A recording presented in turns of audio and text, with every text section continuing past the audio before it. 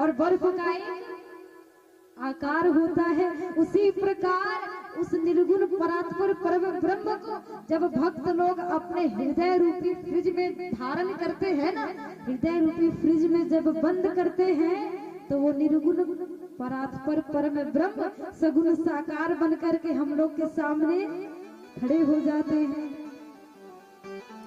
और आपको पता है कि बिनु पद चलाही सुनहि बिनु काना, कर बिनु करवा करहि विधि नाना।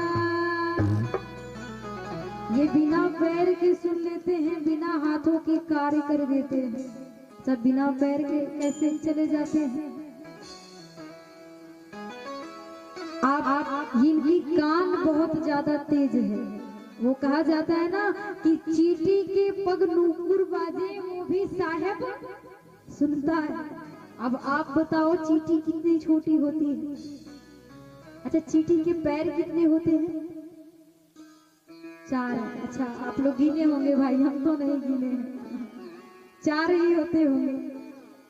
जैसे इतनी छोटी चींटी, अब आप बताओ चींटी के पैर कितना छोटा, और चींटी का पैर कितना छोटा तो उसके पैर इतना छोटा है तो उसकी पायल की साइज कितनी छोटी होगी, और कितनी छोटी पायल होगी तो उस पायल की घुंघरू कितना छोटा होगा। लेकिन जब भी वो पायल पहन करके चलती है ना तो वो भी भगवान सुन लेता है। ऐसा कान किसी के पास है क्या? दूसरी बात, जब मैया द्रौपदी का लाज लुट रहा था तब मैया द्रौपदी प्रेम से बुला करके जब कोई उनका सहारा नहीं बना तो हमने कहा है ना कि ये हारे के सहारे है, और हारे के सहारे को जो पुकार लेता है मन से वो वहां पर दौड़े दौड़े चले आते हैं। मैया द्रौपदी की लाज लुट रही थी, वो कह रही है कि प्रभु अब आपका ही सहारा है, अब आप बताओ, एक ही साड़ी थी उसको उतरने में कितनी देर लगती, और भगवान कितने दौड़े दौड़े चले गए। उतना तेज कोई चल सकता है क्या? उनके इतना तेज कोई चल ही नहीं सकता है, और बिना हाथ लगाए काम कर देते हैं। कर बिनु, कर मतलब हाथ, और एक कर का मतलब होता है टैक्स। जैसे ये बिजली आती है ना तो इसका आप लोग टैक्स भरते हैं, कर भरते हैं, लेकिन भगवान को कभी आप लोग कर भरते हैं क्या? पवन देव इतना सुंदर हवा देते हैं, कभी आपसे कर लेते हैं। सूर्य भगवान इतना उजाला देते हैं, वो आपसे कभी कर लेते हैं। अग्नि देवता आग देते हैं, वो कभी कर नहीं लेते हैं। पृथ्वी माता पर आप बैठे हैं, वो भी कभी कर नहीं लेते हैं। चंद्रदेव भी कभी कर नहीं लेते हैं, और सभी चीज का कर होता है। और दूसरा भाव में कर मतलब हाथ, और मैया द्रौपदी की एक ही साड़ी थी और भगवान वहां से ही कृपा कर दिए, बिना हाथ लगाए ही उनकी लाज की रक्षा कर ली है। इसलिए बिनु पद चलहि सुनहि बिनु काना, कर बिनु करहि कर्म विधि नाना। इस चौपाई का अर्थ। अब इसके बाद भगवान भोलेनाथ कहते हैं कि देवी अब ध्यान से सुनो कि उस निर्गुण परात्पर परम ब्रह्म को सगुण साकार बन करके इस धरती पर कैसे आना पड़ा। पहला कारण बताते हैं, और भगवान भोलेनाथ कहते हैं, द्वारपाल हरि के प्रिय दो, जय और विजय जान सबको, जन्म एक दुई कहूँ बखानी, सावधान सुन सुमति भवानी। ये पार्वती ध्यान से सुनना, क्योंकि आप लोग कहीं जाते हो ना तो जगह जगह एरो बना होता है ना, लिखा रहता है कि सावधानी हटी तो दुर्घटना घटी। इसलिए तुम भी कथा सुन रही हो तो ध्यान से सुनना। और पहला कारण उस परात्पर परम ब्रह्म को आने का कारण सुनो, जय और विजय। ये जय विजय भगवान के पार्षद थे, द्वारपाल थे, और सनकादि ऋषि भगवान का दर्शन करना चाहते थे। सनक, सनंदन, सनातन, सनत कुमार, ये चारों सनकादि ऋषि भगवान का दर्शन करने के लिए आते हैं, लेकिन जय और विजय रोक देते हैं, उद्दंडता करते हैं। सनकादि ऋषि कहते हैं कि देखो हमें जाने दो, लेकिन जय और विजय उनको अंदर नहीं जाने देते हैं। और जब नहीं जाने देते हैं, सनकादि ऋषि 3 बार कहते हैं कि हमें जाने दो, हमें जाने दो, हमें जाने दो, लेकिन जय और विजय ने नहीं जाने दिया। तो सनकादि ऋषि ने श्राप दे दिया कि जाओ तुम 3 जन्म तक राक्षस बन जाओगे। तो वही जय और विजय एक जन्म में रावण और कुंभकर्ण बनते हैं, जिसको मारने के लिए राम भगवान आते हैं। वही जय और विजय एक जन्म में शिशुपाल और दंतवक्र बन करके आते हैं, जिनको कन्हैया जी मारते हैं। और वही जय और विजय एक जन्म में हिरण्याक्ष और हिरण्यकश्यपु बन करके आते हैं, जिनको मारने के लिए नरसिंह भगवान आते हैं। तो भगवान भोलेनाथ कहते हैं कि देवी, भक्त जब एक जन्म लेकर के आता है तो प्रभु भी उसका उद्धार करने के लिए जन्म लेकर के आ जाते हैं। और दूसरा कारण ध्यान से सुनना, जलंधर के कारण। जलंधर कौन था आपको पता है? जलंधर सती वृंदा का पति था। और सती वृंदा इतनी पतिव्रता थी कि उसके पतिव्रता के कारण जलंधर मरता नहीं था।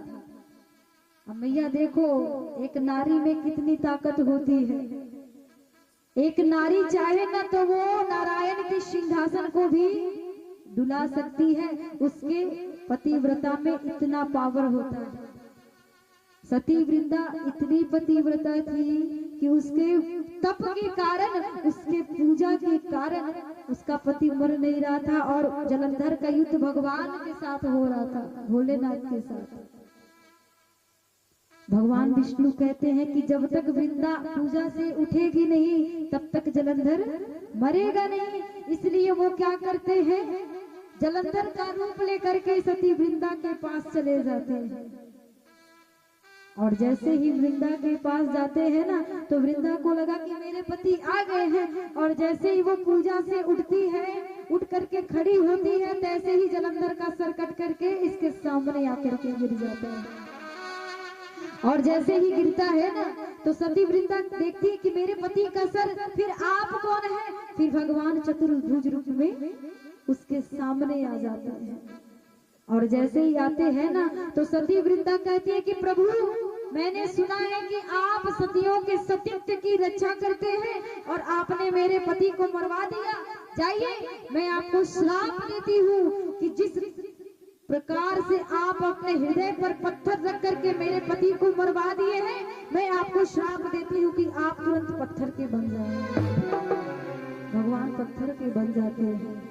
और सती वृंदा दूसरा श्राप देती है कि जिस प्रकार से आपने मेरे पति को मुझसे दूर किया है, मैं आपको श्राप देती हूँ कि मेरा पति अगले जन्म में आपको आपके पत्नी से दूर कर देगा।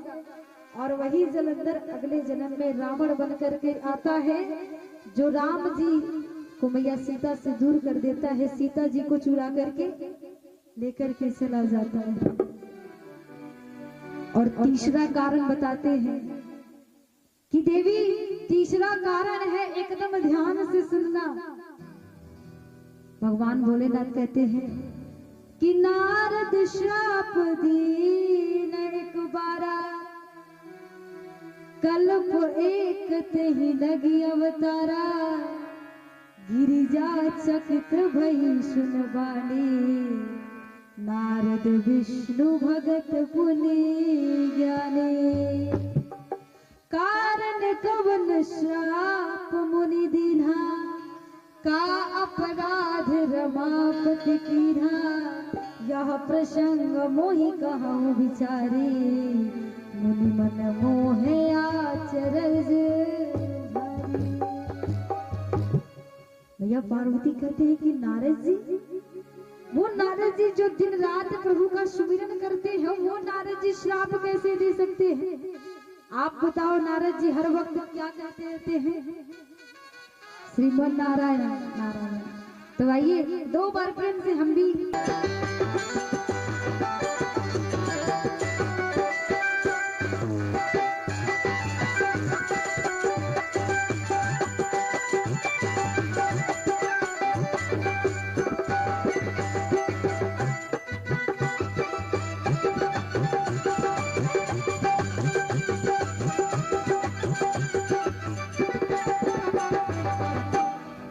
और भगवान भोलेनाथ कहते हैं तेरी रजा में अब कर ली है राजी, तेरी रजा में अब कर ली है राजी, तेरी रजा में अब कर ली है राजी, हो तेरी रजा में अब कर ली है राजी। मुझे दे दो मुझे दे दो मुझे दे दो सजाया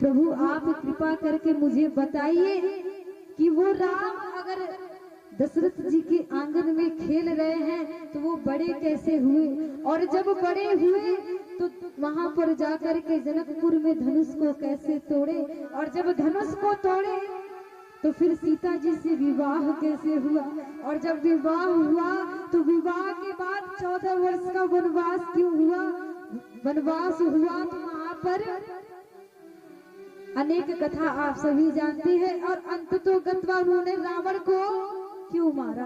अब एक के बाद एक प्रश्न करना मैया प्रारंभ कर देती हैं, और जैसे ही भगवान भोलेनाथ माता पार्वती के मुख से राम जी के बारे में सुनते हैं ना, तो भगवान भोलेनाथ एकदम प्रसन्न हो जाते हैं और कहते हैं धन्य धन्य गिरिराज कुमारी,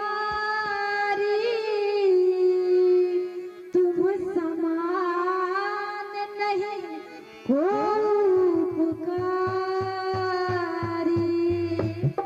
पार्वती, आप धन्य हैं, आपके जैसा उपकार करने वाला मेरे ऊपर कोई है नहीं, क्योंकि हमने पूर्व में ही कहा है कि भगवान भोलेनाथ के हृदय में कौन बसते हैं, तो राम जी। और जैसे ही राम जी की बात को भगवान भोलेनाथ सुनते हैं ना तो एकदम गदगद हो जाते हैं, उनके आंखों से आंसू बहने लग जाता है, उनके रोम रोम से राम नाम निकलने लग जाता है, और भगवान भोलेनाथ कहते हैं तेरी मर्जी का हो, तेरी मर्जी का, तेरी मर्जी का मैं हूँ गुलाम, हो मेरे अलबेल राम, तेरी मर्जी का मैं हूँ गुलाम, हो मेरे अलबेल राम, तेरी मर्जी का मैं हूँ गुलाम, हो मेरे अलबेल राम, तेरी मर्जी का मैं हूँ गुलाम, मेरे अलबेल राम, अलबेल राम मेरे अलबेल शाह, अलबेल राम मेरे अलबेल शाह।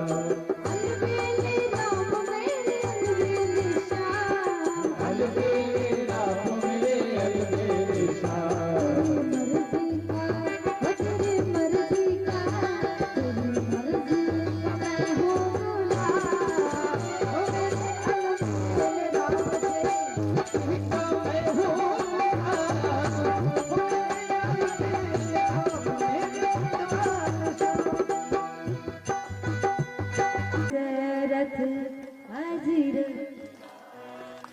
द्रवहु सुदशरथ अजीर। जय श्री राम जय जय जय जय श्री राम जय श्री राम जय जय जय जय श्री राम। जानी प्रिया अति आदर कीन्हा जानी प्रिया अति आदर कीन्हा। बाम भाग आसन हरि दीन्हा बाम भाग आसन हरि दीन्हा। जय श्री राम जय जय जय जय श्री राम जय श्री राम जय जय जय जय श्री राम जय श्री राम जय जय जय श्री राम जय श्री राम जय जय जय जय श्री राम।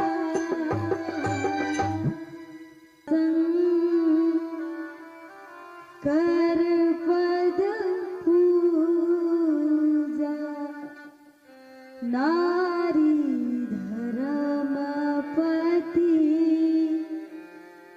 देवन दूजा। पार्वती आप जाना ना तो हमेशा अपने पति का आदर करना, क्योंकि पत्नी का सबसे बड़ा धर्म होता है कि वो अपने पति को खुश रखे। और तुम जाना करे हो सदा शंकर पद पूजा। पूजा का मतलब ये नहीं मैया कि आप अपने पति की आरती ही दिखाओ तो ही पूजा कहलाएगा। पूजा का मतलब वो भी कि जो आपके पति कह रहे हैं आप उनकी बात का मर्यादा रखें, आप उनकी परिवार की मर्यादा रखें, मर्यादा में रहे। धन्य है मैया मैना कि जो अपनी बेटी को ऐसा शिक्षा देकर के विदा कर रही है। लेकिन आजकल की मैया लोग क्या कहती हैं, मैया लोग विदा करती हैं साथ में एक फोन भी दे देती है कि बेटी तुम जाओ, ससुराल में अगर कोई 3-5 करेगा तो फोन करना हम गुंडे भिजवा देंगे। ऐसी मैया लोग आजकल की शिक्षा देती हैं। लेकिन धन्य है मेरी मैना रानी कि अपनी बिटिया को ऐसा शिक्षा दे करके भेज रही है। और आज भगवान भोलेनाथ मैया पार्वती को लेकर के कैलाश पर्वत पर जाते हैं और कैलाश पर्वत पर लेकर के जाते हैं। बहुत समय तक वहां रहते हैं। फिर कार्तिकेय भगवान का प्रागट्य होता है जिसके हाथों द्वारा ताड़कासुर का वध होता है। उसके बाद गणेश जी महाराज का भी प्रागट्य होता है। और आपको बता दें कि भगवान भोलेनाथ की सवारी क्या है, जोर से बोलिए। भगवान भोलेनाथ की सवारी बसहा बैल, और मैया गौरी का सवारी शेर। अब आप बताओ बाघ और बैल एक साथ रह सकते हैं क्या? कभी नहीं रह सकते हैं, तुरंत मर्डर हो जाएगा। लेकिन धन्य है भगवान भोलेनाथ का दरबार कि बाघ और बैल एक साथ रह रहा है। भगवान भोलेनाथ के बड़े पुत्र का नाम है कार्तिकेय। कार्तिकेय जी की सवारी क्या है? मोर। और भगवान भोलेनाथ के गले में क्या रहता है? सांप। मोर और सांप एक साथ रह सकते हैं क्या? कभी नहीं रह सकते हैं, क्योंकि मोर सांप को खाता है। लेकिन धन्य है भगवान भोलेनाथ का दरबार कि मोर और सांप एक साथ रह रहे हैं। भगवान भोलेनाथ के छोटे पुत्र का नाम है गणेश, और गणेश जी की सवारी जोर से बोलिए मूषक राज। अब आप बताओ सांप और चूहा एक साथ रह सकता है क्या? तुरंत मर्डर हो जाएगा, खतरा हो जाएगा। लेकिन धन्य है भगवान भोलेनाथ का दरबार कि सांप और चूहा, बाघ और बैल, मोर और सांप एक साथ रह रहे हैं। और आजकल क्या होता है, आजकल तो भाई भाई एक साथ नहीं रह रहे हैं। आज देवरानी और जेठानी एक साथ नहीं रह पा रही है। देवरानी से पूछो तो देवरानी कहेगी कि मेरी जेठानी बहुत गंदी है, बहुत खराब है, और जेठानी से पूछो तो जेठानी लोग कहेंगे कि मेरी देवरानी बहुत गंदी है। ना तो आज देवरानी को जेठानी अच्छी लगती है, ना आज सास को पतोह अच्छी लगती है, बहू अच्छी लगती है, ना बहू को सास अच्छी लगती है। आज भाई भाई साथ में नहीं रह रहे हैं। और एक बात हम पहले बता दें कि यहाँ पर जितने भी हम लोग के रिश्ते हैं, एक बहन बहन अगले जन्म में मिल सकती है, माता पिता आपको अगले जन्म में मिल सकते हैं, लेकिन जो इस जन्म में भाई और भाई है ना, वो फिर कभी भाई और भाई के रूप में नहीं मिल सकते हैं। लेकिन आज जितना झगड़ा है वो सिर्फ और सिर्फ भाई भाई नहीं है, धन और संपत्ति के कारण। लेकिन धन्य है भगवान भोलेनाथ का दरबार और उनका परिवार, कि कितना सुखद परिवार से उनका परिवार चलता है। और आज मैया पार्वती भगवान भोलेनाथ जब कैलाश पर्वत पर रहने लग जाते हैं, परम रम गिरिवर कैलासु सदा जहां शिव उमा निवासु, जहां पर हमेशा से भगवान भोलेनाथ और मैया पार्वती विराजमान रहती हैं। और आज मैया पार्वती भगवान भोलेनाथ को बहुत प्रसन्न देख रही है, बहुत खुश देख रही है।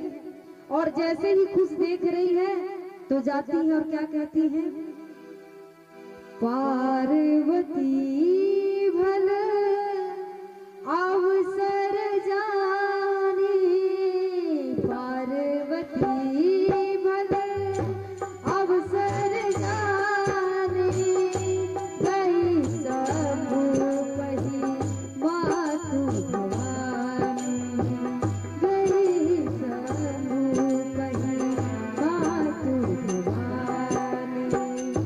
मंगल भवन मंगल हारी, मंगल भवन हारी मंगल भवन मंगल हारी, मंगल भवन मंगल हारी, प्रभु सुदशरथ अजिर बिहारी, प्रभु सुदशरथ अजिर बिहारी। जय श्री राम, जय जय श्री राम, जय श्री राम, जय जय श्री राम। मंगल भवन मंगल हारी, मंगल मंगल हारी। ये चौपाई किस किस को याद है? हमें लगता है कि हिंदू सनातन धर्म में कोई ऐसा नहीं होगा कि जिसको ये चौपाई ना याद हो। सबको याद है ना? जिनको जिनको याद है हाथ ऊपर करके और सभी को मेरे साथ बोलना है, मंगल भवन मंगल हारी।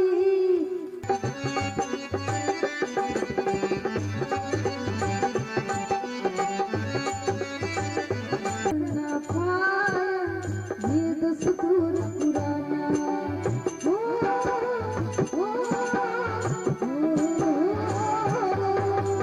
कोई बदल ना पाया ये दस्तूर पुराना।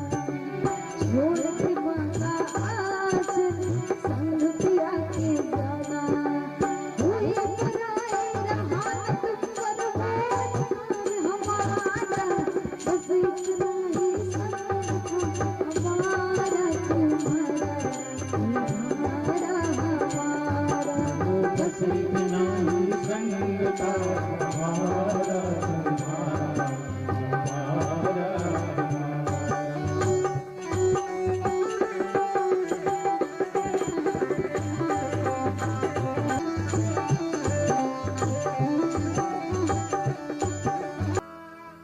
तो आप बताओ, माता पार्वती तो जगत जननी थी, और आज जब माता पार्वती का विदाई हो रहा है ना, तो सभी नगर वासी रो रहे हैं। एक साधारण सी भी लड़की जब जाती है तो वो कहती है कि पिताजी 20 साल तक मैं आपके यहाँ पली बड़ी और आप मुझे पल भर में मुझे पराया कर दी। जिसको मैं जानती नहीं हूँ उसी के साथ मुझे अब जीवन बिताना है, पूरी जिंदगी जीना है। और एक बात बता दे हम आपको कि एक कन्या, एक लड़की, एक नारी जितना त्याग अपने जीवन में करती है ना, उतना त्याग कोई नहीं कर सकता है। एक नारी अपने पति के लिए अपना घर छोड़ देती है, अपना परिवार छोड़ देती है, अपना गोत्र छोड़ देती है, अपना माई बाप छोड़ देती है, और कल से वो अपने ससुराल में जाकर के सास ससुर को माता पिता मान करके, पति को परमेश्वर मान करके, ननद को बहन मान करके और देवर को भाई मान करके अपनी नई जिंदगी का शुरुआत करती है। एक नारी जितना त्याग करती है ना, उतना त्याग कोई कर ही नहीं सकता है। लेकिन आज अगर सबसे पहले विवाह होकर के बहू जैसे ही घर में आती है तो लोग कहते हैं कि चलो बहू देख आवे कि बहू क्या क्या लेकर के आई है। कोई ये नहीं देखता है कि वो लड़की क्या क्या छोड़ करके आई है। सब यही देखते हैं कि क्या क्या वो लेकर के आई है। ये सत्य बात है मैया। आज जब माता पार्वती का विदाई का वारी आता है तो हिमांचल जी, और एक बात ये भी सत्य है कि मैया लोग तो अपनी बेटी को हृदय से लगा करके रो लेती है, लेकिन जो पिता लोग होते हैं वो सामने नहीं रो सकते हैं। वो सामने नहीं, लेकिन कमरे में जा करके अकेले में सबसे ज्यादा तकलीफ, सबसे ज्यादा दुख उस पिता को ही होता है। क्योंकि वो पिता जानता है जब वो बिटिया छोटी सी ही रहती है ना, तो पिता अपनी बिटिया के बारे में सोचने लग जाता है।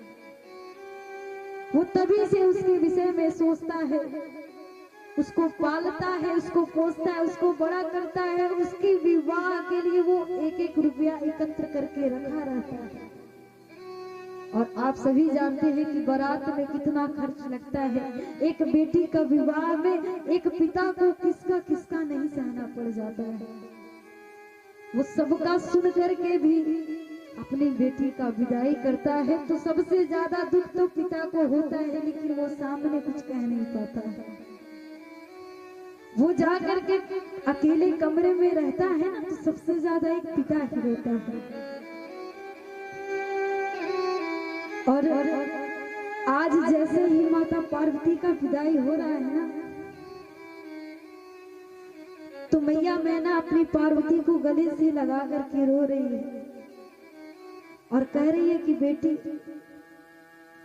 इतने वक्त तक मैंने तुझे पाला पोसा है, अब तू जाना और अपने पति को ही परमेश्वर समझ करके, उनको ही देवता मान करके तुम वहां पर कुशल मंगल रहे। आज मैया मैना अपनी पार्वती को गले से लगा करके रो रही है और रो करके कह रहे हैं,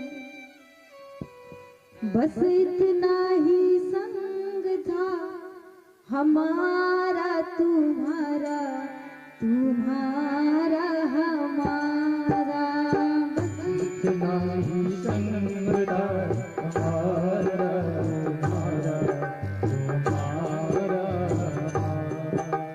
बस इतना ही संग था हमारा तुम्हारा, तुम्हारा हमारा, बस इतना ही संग था हमारा तुम्हारा, तुम्हारा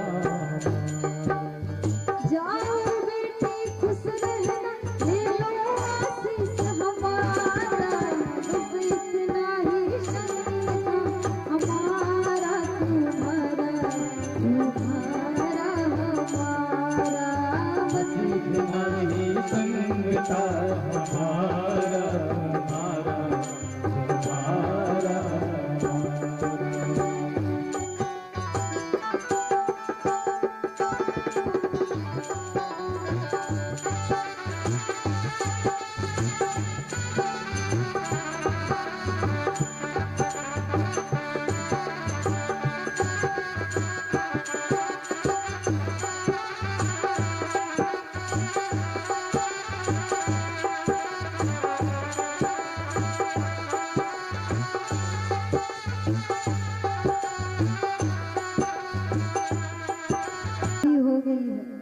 जो जो अपने ससुराल में जाते होंगे उनको पता है कि ससुराल में जाने पर क्या होता है। वहाँ की सालियां जो होती हैं वो कितना परेशान कर देती हैं। अब भगवान भोलेनाथ तो भोले हैं ही, वो कुछ बोल नहीं रहे हैं, वो चुपचाप बैठे ही रह जा रहे हैं। क्योंकि अच्छे अच्छे लोग जब अपने ससुराल में जाते हैं ना तो उनकी बोलती बंद हो जाती है, एकदम भोले। और आज भगवान भोलेनाथ अपने ससुराल में एकदम भोले बन करके बैठे हुए हैं। ऐसे ही एक बेचारा गांव का छोरा था, लड़का था, उसका विवाह शहर में हो गया। और जब शहर में हो गया ना तो जो शहर की लड़की थी उसकी सखियां लोग कहती थी कि एक काम करो, तुम जरा अपने हस्बैंड को बुला दो, हम उनको देखना चाहते हैं। अब ये जानती है कि ये तो गांव का है, अगर आएगा तो हमारा बेइज्जती करा देगा, लेकिन फिर भी ये डायलॉग मारती है कि अरे जो मेरे पति है ना ये बिजनेसमैन है, उनको जल्दी समय नहीं मिलता है, लेकिन तुम लोग इतना कह रही हो तो ठीक है, मैं उनको फोन करके जरूर बुला दूंगी। अब वो फोन कर रही है और जैसे ही फोन करती है तो इसका पति उठाता है और कहता है हेलो बबली की मम्मी बोलत बाड़ू। अब जैसे ही वो सुनती है वो कहती है कि हाँ अच्छा सुनिए ना, हमारी जो सखियां है ना, सहेली है ना, वो आपको देखना चाहती हैं, तो कृपया आप घर पर आने का कष्ट करें। अब ये खुश हो जाता है कि मुझे अपनी पत्नी से मिलने जाना है। आगे वाली मैया शोर ना करो, बहुत आप लोग शोर कर रहे हो, ध्यान से सुनोगे तभी समझ में आएगा। अब ये बहुत ज्यादा खुश हो जाता है और खुश हो करके अपनी माँ से जब कहता है तो इसकी माँ कहती है कि देखो तुम शहर में जा रहे हो और तुम वहाँ के दामाद हो, तो एक काम करना, जो सबसे ऊंची वाली कुर्सी होगी ना, सबसे ऊंची वाली कुर्सी पर जाकर के बैठ जाना, क्योंकि भाई तुम दामाद हो, दामाद का तो जलवा रहता है। अब ये महाशय जाते हैं तो ना इनको सोफा दिखाई देता है, ना कुर्सी दिखाई देता है, इनको सबसे ऊंचा अलमारी दिखाई देता है और ये अलमारी पर चढ़ करके ही बैठ जाते हैं। अब जैसे ही अलमारी पे बैठ जाते हैं लोग, उसको उतारते हैं और उतार करके फिर डिनर सेट पर लेकर के जाते हैं। अब इसकी पत्नी इसको खाना भोजन परोसती है, तो भोजन में क्या देती है? पूड़ी देती है। और आप बताओ मियाँ, शहर की पूड़ी में और गांव की पूड़ी में तो अंतर है ना। गांव की पूड़ियाँ बड़ी बड़ी बनी रहती है और शहर की एकदम छोटो छोटो। तो जैसे ही वो छोटो छोटो पूड़ी देखता है तो वो क्या करता है, एक पूड़ी उठाता है, उस पे आलू रखता है और एक ही बार में खा जाता है। अब जैसे ही खा जाता है उसकी पत्नी तुरंत किचन में जाकर के चूड़ियां बजा करके इशारा कर रही है। वो जान रही थी कि ये देहात का है, ये आकर के हमारे दोस्तों में बेइज्जती मेरा कर देगा, तो वो जाकर के किचन में अपनी चूड़ियां बजा करके कहती है कि तुम पागल हो, एक पूड़ी का 2 टुकड़ा करके खाओ। तो ये समझ रहा है कि मेरी बीवी बोल रही है कि तुम इतने दूर से आए हो, तुम थक गए हो, तो एक एक पूड़ी क्यों खा रहे हो, एक बार 2-2 पूड़ी खाओ। अब जैसे ही कहती है तो वो 2 पूड़ी उठाता है, सब्जी रखता है और उसको खाने लगता है और एकदम बंदर बन जाता है। अब कहती है कि तू एकदम सत्यानाश करवा देगा। अब वो कहती है कि हे भगवान, कैसा पति मुझे मिल गया है। तो वो जैसे ही सर पे हाथ रखती है ना तो इसे समझ में आता है कि ओहो, मेरी बीवी बोल रही है कि मेरे यहाँ का पूरी पूज्यमान होता है, पहले इसको सर पे लगा करके पैर छू करके तब खाया जाता है। अब वो क्या करता है, पहले पूरी उठाता है, सर पे रखता है और फिर खाता है। अब पत्नी भी परेशान हो जाती है, वो ले जा करके कुकर उकर सब पटक देती है और कहती है कि तुम तो बेइज्जती कराने आए ही थे, तो बेइज्जती करा दिए। अब बेचारे को क्या पता, वो इतना भोला है। उसी प्रकार से हमारे भोले भंडारी हैं, चूंकि आज राम जी का जन्म उत्सव कराना है तो ज्यादा हम इनके विवाह पर नहीं फोकस करें, कभी देखा ही नहीं। अब इसके बाद बहुत वहां पर अद्भुत अद्भुत ऐसा काम होता है और आपको पता ही है कि हमारे भगवान भोलेनाथ कितने भोले हैं। जैसा उनका नाम है वैसा उनका काम भी है, एकदम भोले भंडारी है। ये शोर काहे को हो रहा भैया, आप लोग शोर ना कीजिए, शांति का दान दे करके आप लोग बैठे रहिए, कथा को सुनिए।